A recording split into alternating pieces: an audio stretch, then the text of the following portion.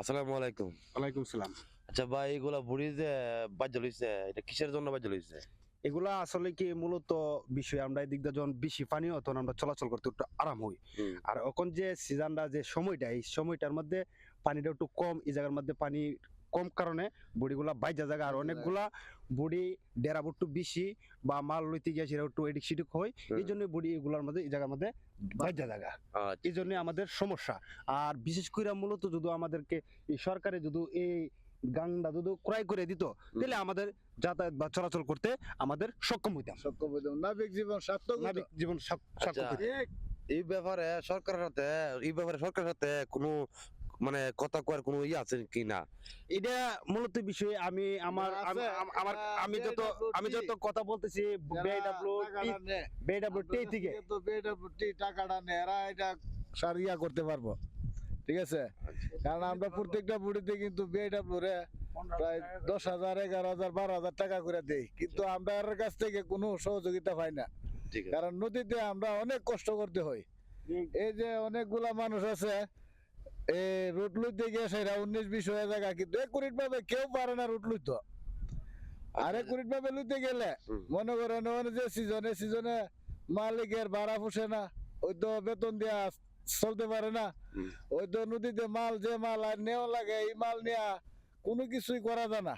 সে কারণে সবাই চায় একটু নিয়ে তো যাতে সবাই যাতে চলে ফিরে থাকতে পারে, কিন্তু বিআইডব্লিউটি এরা আছে, এরা যদি এটা দেখে তাহলে আমরা লাগে সুবিধা হইব।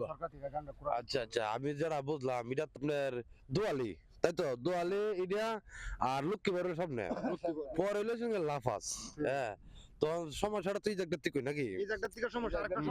আরেকটা সমস্যা আছে আমাদের যে লাফাজ থেকে নামতে গিয়া নামার পরই ব্রিজ পর্যন্ত এই জায়গার মধ্যে এরকম ভাবে সমস্যা বডিগুলা বৈশা লইছে, এখনো বৈশা লইছে।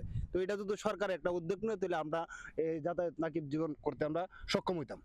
আচ্ছা, ওখানে আমার যে কইলেন, আর আমি মনে করেন এটা যদি সরকারের কাছে যদি গিয়ে পৌঁছে, সরকারের যদি এই গাঁগটা যদি কুইতে দেয় তাহলে তো আপনার লাগে ভালো হইবো নাকি? ইনশাআল্লাহ আমাদের লেগে অনেক ভালো হবে, অনেক যাতায়াত করতে খুব আমরা আরাম হবে। নাবিক জীবনের খুব একটা শান্তি হইব, কারণ আমরা যে কষ্ট করে আইতেছি এমনকি এই গাড়িটার মধ্যে একটা বুড়ি লাগে সুগানের বাড়ি গিয়ে এমনকি একটা মানুষের জীবনও যায়। মানুষ ক্ষয়ক্ষতি হইতেছে অনেক।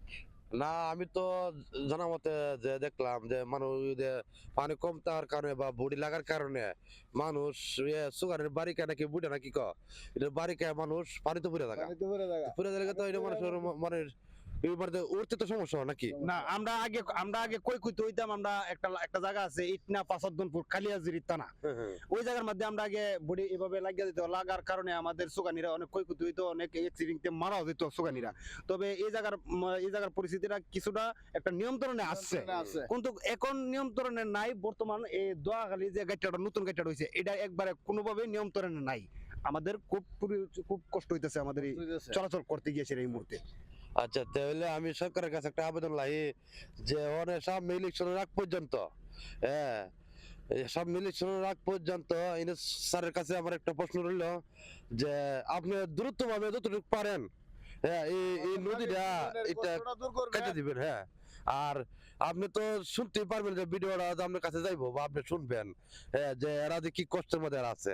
এরপর তো আবার দ্বিতীয়বার এর কাছ থেকে আবার শুনেন এরা কি কষ্টের মধ্যে আছে। ইনশাল্লাহ আমরা যদি সরকারে আমাদের এই উদ্যোগটা নেয় তাহলে আমরা যাতায়াত করতে আমাদের লাগে খুব ভালো আমরা চলতে পারবো। এটাই আমাদের বাংলাদেশ সরকারের কাছে আবেদন। আচ্ছা, ঠিক আছে ভাই, ধন্যবাদ আপনাকে।